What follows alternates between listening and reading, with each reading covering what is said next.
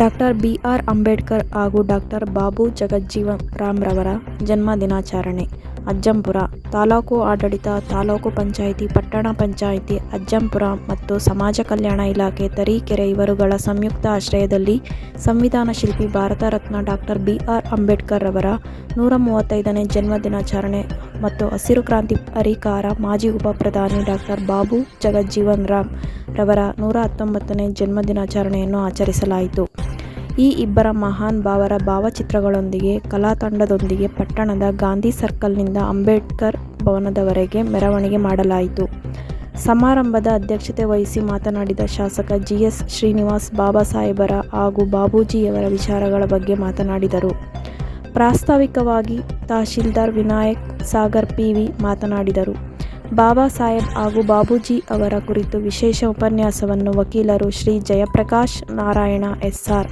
ಚನ್ನಗಿರಿ ರವರು ಸವಿಸ್ತರವಾಗಿ ವಿವರಿಸಿದರು. ಎಸ್ಎಸ್ಎಲ್ಸಿ ಪಿಯುಸಿಯಲ್ಲಿ ಅತಿ ಹೆಚ್ಚು ಅಂಕ ಪಡೆದ ವಿದ್ಯಾರ್ಥಿಗಳನ್ನು ಗೌರವಿಸಲಾಯಿತು. ಸಮಾರಂಭದಲ್ಲಿ ತಾಲೂಕು ಪಂಚಾಯಿತಿ ಇಒ ವಿಜಯಕುಮಾರ್ ಎಂಕೆ, ಪಟ್ಟಣ ಪಂಚಾಯಿತಿ ಮುಖ್ಯ ಅಧಿಕಾರಿ ರಮೇಶ್, ಸಮಾಜ ಕಲ್ಯಾಣ ಇಲಾಖೆಯ ಲಿಂಗರಾಜು, ಪಟ್ಟಣ ಪಂಚಾಯಿತಿ ಸದಸ್ಯರಾದ ಆರ್. ಅಣ್ಣಪ್ಪ, ನಿಸಾರ್, ಕೆಪಿಸಿಸಿ ಸದಸ್ಯ ಜಿ. ನಟರಾಜ್, ಬಗರ್ ಹುಕುಂ ಸಮಿತಿ ಸದಸ್ಯರಾದ ಶಾಂತಕುಮಾರ್, ಟಿಜಿ ಜಗದೀಶ್, ಮುಖಂಡರಾದ ಮಹೇಂದ್ರಾಚಾರ್, ತಿಪ್ಪೇಶ್ ಮಡಿವಾಳ, ನವೀನ್ ಕೊನೆಮನೆ, ದಲಿತ ಸಂಘಟನಾ ಮುಖಂಡರುಗಳು, ಅಧಿಕಾರಿಗಳು, ಸಿಬ್ಬಂದಿ ವರ್ಗದವರು ಇತರರು ಇದ್ದರು. ವರದಿ ಸೊಲ್ಲಾಪುರ ಶಿವಮೂರ್ತಿ ಎಸ್. ಅಜ್ಜಂಪುರ, ಟಿವಿ13 ಕರ್ನಾಟಕ.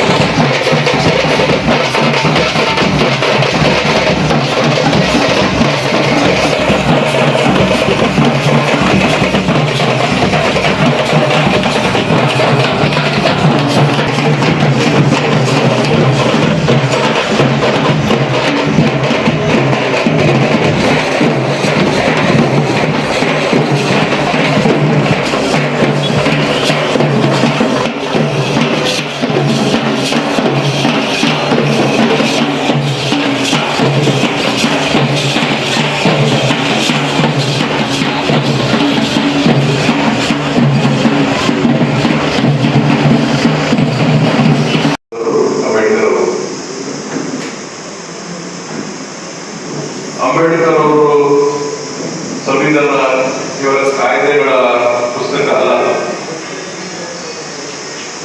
ಪ್ರತಿಯೊಬ್ಬ ಭಾರತೀಯನ ಹಕ್ಕುಗಳನ್ನ ರಕ್ಷಿಸ್ತಕ್ಕಂಥ ಒಂದು ಕವಚ ಕೂಡ ಅದು ರಕ್ಷಾ ಕವಚ ಆಗಿದೆ. ಅಂಬೇಡ್ಕರ್ ಅವರಿಗೆ ನಾವು ಗೌರವಿಸಬೇಕು ಅಂದ್ರೆ, ಅಂಬೇಡ್ಕರ್ ಅವರಿಗೆ ನಾವು ಒಂದು ಗೌರವಿಸಬೇಕು ಅಂತಂದ್ರೆ ಅವರ ಏನು ಜೀವನದಲ್ಲಿ ಅಳವಡಿಸ್ಕೊಂಡಿದ್ರು ಸ್ವಲ್ಪ ನಾವು ಅಳವಡಿಸಬೇಕು. ಅಂಬೇಡ್ಕರ್ ಯಾವುದೇ ಜಾತಿಗೆ ಸೀಮಿತ ಆದಂತ ವ್ಯಕ್ತಿ ಅಲ್ಲ. ಅಂಬೇಡ್ಕರ್ ಇರ್ಬೋದು, ಬಸವಣ್ಣನಿರ್ಬೋದು, ಕನಕದಾಸ್ ಇರ್ಬೋದು, ಏನಿವತ್ತು ನಾವು ಸಾವಿರಾರು ವರ್ಷಗಳಿಂದ ಜಯಂತಿ ಮಾಡ್ತಾ ಇದ್ವಿ, ನಾರಾಯಣ ಗುರುಗಳಿರ್ಬೋದು, ಇವ್ರು ಯಾವ ಜಾತಿ ಬಗ್ಗೆ ಹೇಳೇ ಇಲ್ಲ. ಜಾತಿ ಬಿಟ್ಟು ದೊಡ್ಡ ಮನುಷ್ಯರು ಅವ್ರು ಯಾಕೆ ಇವತ್ತು ಪ್ರಸ್ತುತ ಇದ್ದಾರೆ ಅಂದ್ರೆ ಅವರಿಗೋಸ್ಕರ ಅವ್ರು ಏನು ಮಾಡಲಿಲ್ಲ, ಸಮಾಜಕ್ಕೋಸ್ಕರ ಮಾಡಿದ್ರು. ಹಾಗಾಗಿ ಇವತ್ತು ಅವರು ಸಾವಿರಾರು ವರ್ಷಗಳ ಹಿಂದೆ 400 ವರ್ಷದಂತ ನಮ್ಮ ದಾಸಿಗೆ ಅವರು ತುಂಬಾ ವಚನಕಾರರು. ಅವರು ಒಬ್ಬ ಪ್ರಧಾನಿಯಾಗಿದ್ದರು, ಕಾರ್ಮಿಕರ ಸಚಿವರಾಗಿದ್ದರು, ಹಸಿರು ಕ್ರಾಂತಿ ಅಧಿಕಾರರಾಗಿದ್ದರು, ಆಮೇಲೆ ಕೃಷಿ ಸಚಿವರಾಗಿದ್ದರು, ಡಿಫೆನ್ಸ್ ಸಚಿವರಾಗಿದ್ದರು. ಇಡೀ ದೇಶದಲ್ಲಿ 31 ವರ್ಷ ಇದುವರೆಗೂ ಯಾರೂ ಆಗಿಲ್ಲ ಮಂತ್ರಿ. ಇಡೀ ದೇಶದಲ್ಲಿ 31 ವರ್ಷ ಕ್ಯಾಬಿನೆಟ್ ದರ್ಜೆಯ ಕೇಂದ್ರ ಸಚಿವರಾಗಿ ಅವರು ಕೆಲಸ ಮಾಡಿದ್ದಾರೆ. ನೆಹರು ಕಾಲದಲ್ಲಿ, ಲಾಲ್ ಶಾಸ್ತ್ರಿ ಕಾಲದಲ್ಲಿ ಎಲ್ಲ ಕಾಲದಲ್ಲೂ 31 ವರ್ಷ ಅವರು ಸಚಿವರಾಗಿ ಕೆಲಸ ಮಾಡಿದ್ದಾರೆ. ಬಾಬಾ ಸಾಹೇಬ್ರ ಬಗ್ಗೆ ಈ ಹಿಂದೆ ಕಳೆದ ಬಾರಿನೂ ಕೂಡ ನಾವು ಮಾತಾಡಿದ್ವಿ. ಮನುಕುಲದ ಮಹಾಪುರುಷರಲ್ಲಿ ಅಗ್ರಸ್ಥಾನದಲ್ಲಿ ಇರ್ತಕ್ಕಂಥದ್ದು ಯಾರು ಅಂದ್ರೆ ಬಾಬಾ ಸಾಹೇಬ್ ಅಂಬೇಡ್ಕರ್. ಸುಮಾರು ಒಂದು 70 ವರ್ಷದ ಹಿಂದೆ ಏನು ತುಳಿತುಕೊಳ್ಳದಂತ ಜನ ಇದ್ರು, ಇವರು ಮನುಷ್ಯರೇ ಅಲ್ಲ ಅನ್ನೋ ಒಂದು ರೀತಿ ನಮ್ಮ ಸಮಾಜ ಅವ್ರನ್ನ ತಾತ್ಸಾರದಿಂದ ನೋಡ್ತಾ ಇತ್ತು. ಅಂತ ಸಮಾಜಕ್ಕೆ ಒಂದು ಶಕ್ತಿಯನ್ನ ಕಲಿಸ್ಕೊಂಡಿದ್ದು ಬಾಬಾ ಸಾಹೇಬ್ ಅಂಬೇಡ್ಕರ್ ಅವರು. ಇವತ್ತು ಅವರ 135ನೇ ಜನ್ಮದಿನವನ್ನ ಆಚರಣೆ ಮಾಡ್ತಾ ಇದ್ದೀವಿ. ಐ ಥಿಂಕ್ ನಮ್ಮ ಉಪನ್ಯಾಸಕರು ಬಾಬಾ ಸಾಹೇಬ್ ಅಂಬೇಡ್ಕರ್ ಅವರ ಕೆಲವೊಂದು ರೋಚಕ ಸನ್ನಿವೇಶಗಳನ್ನ ತಮ್ಮ ಮಾತುಗಳಲ್ಲಿ ಹೇಳ್ತಾರೆ ಅಂತ ಭಾವಿಸ್ತಾ, ಹಾಗೆ ಇವತ್ತಿನ ಇನ್ನೊಬ್ಬ ಮಹಾನ್ ವ್ಯಕ್ತಿ ಬಾಬೂಜಿ ಅಂತೇಳಿ ಕರೀತಾರೆ. ಅವರ 119ನೇ ಜನ್ಮದಿನಾಚರಣೆಯನ್ನ ಇವತ್ತು ನಾವು ಮಾಡ್ತಾ ಇದ್ದೀವಿ. ಏಪ್ರಿಲ್ 5ರಂದು ಅವರ ಜನ್ಮದಿನಾಚರಣೆ ಇತ್ತು. ಆದ್ರೆ ಇವತ್ತು ಬಾಬಾ ಸಾಹೇಬರ ಜನ್ಮದಿನದೊಂದಿಗೆ ಮಾನ್ಯ ಉಪನ್ಯಾಸಕರು ಮಾತಾಡ್ತಾರೆ ಅಂತ ಭಾವಿಸ್ತಾರೆ.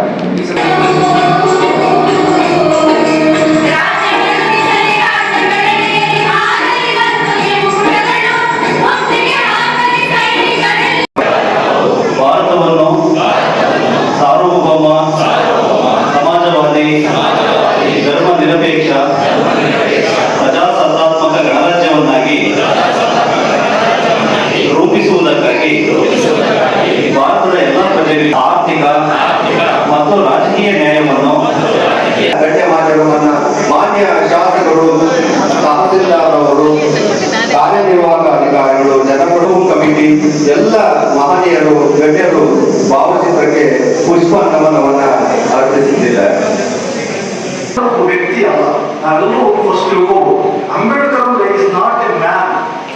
ಅಂಬೇಡ್ಕರ್ ಅಂದ್ರೆ ಒಂದು ವ್ಯಕ್ತಿತ್ವ.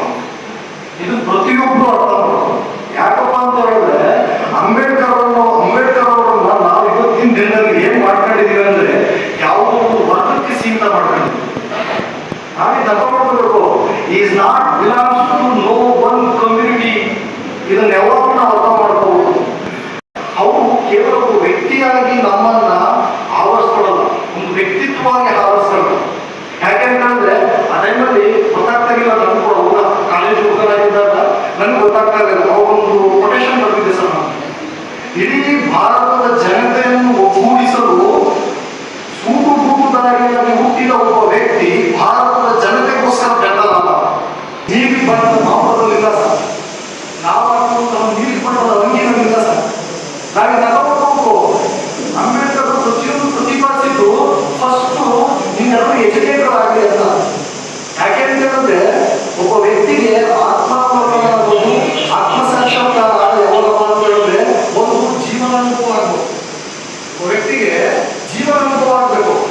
ಇದ್ದಾಗಲೇ ಜ್ಞಾನ ಸಿಗೋದು. ಅತಿ ಹೆಚ್ಚು ಜ್ಞಾನವಂತನಾಗಬೇಕು. ಅವನಿಗೆ ಮಾತ್ರ ಆತ್ಮಸಾಕ್ಷಾತ್ಕಾರ, ಸೆಲ್ಫ್ ರಿಯಲೈಸೇಷನ್ ಅಂತ ಕರೀತೀವಲ್ಲ. ಕೆಲವು ವ್ಯಕ್ತಿಗಳಿಗೆ ಸಾಯೋ ಟೈಮಲ್ಲಿ ಸೆಲ್ಫ್ ರಿಯಲೈಸೇಷನ್ ಆಗುತ್ತೆ. ಯಾಕೆ ಅಂತ ಹೇಳಿದ್ರೆ ನಾನು ಇಲ್ಲಿವರೆಗೂ ಮಾಡಿ ಸರಿನಾ? ಅಂಬೇಡ್ಕರ್ ಯಾವುದೋ ಒಂದು ವರ್ಗಕ್ಕೆ ನಾವು ಸೀಮಿತ ಅಂತ ನೋಡ್ತಾ ಇದ್ದೀವಿ ಸರ್. ಎಂತ ದುರಂತ. ನನ್ನನ್ನು ನಾವು ಸಿಂಪಲ್ ಆಗಿ ಹೇಳೋದಾದ್ರೆ who is the father of India ಅಂತ ಯಾವ್ದಾದ್ರು ಕೇಳಿದ್ರೆ ಎಲ್ಲರೂ ಹೇಳ್ಬಿಡ್ತಾರೆ. ಈಸಿಯಾಗಿ ಹೇಳ್ಬಿಡ್ತಾರೆ, who is the father of Indians, we call Ambedkar. ನಿಜ ಸರ್, ಹೌದಲ್ಲ? ಭಾರತೀಯರಿಗೆ ನಿಜವಾದ ಫಾದರ್ ಯಾವಪ್ಪ ಅಂದ್ರೆ ಅಂಬೇಡ್ಕರ್. ಯಾಕೆ ನಾವು ಸಿಂಪಲ್ ಆಗಿ ಹೇಳ್ಬೇಕಾದ್ರೆ ಎಲ್ಲ ಗೊತ್ತಿರ್ಕೊಂಡ್ಬಿಟ್ಟೆ. ವರ್ಣಾಶ್ರಮ ಸಿಸ್ಟಮ್ ಅಲ್ಲಿತ್ತು. ಮೊದಲಿಗೆಲ್ಲ ನಮ್ಮನ್ನ ಯಾರು ರೂಲ್ ಮಾಡ್ತಾ ಇದ್ದ ಅಂದ್ರೆ ಒಂದು ಭೂಮಿಕ ವರ್ಗದವರು ರೂಲ್ ಮಾಡ್ತಾ ಇತ್ತು. ಅದಕ್ಕೆಲ್ಲ ಗೊತ್ತಿಲ್ಲ. ಆನಂತರ ಏನಾಯ್ತು, ಬ್ರಿಟಿಷರು ರೂಲ್ ಮಾಡೋ ಸ್ಟಾರ್ಟ್ ಮಾಡಿದ್ರು. ಆ ಟೈಮಲ್ಲಿ ನಮಗೆ ಯಾರು ಮಾಡ್ತಾರೋ ಬ್ರಿಟಿಷರು. ಅದಾದ್ಮೇಲೆ ಮುಸ್ಲಿಂ ರಾಜರು ಬಂದರು. ಏನ್ ಮಾಡಬೇಕು, ಕನ್ವರ್ಷನ್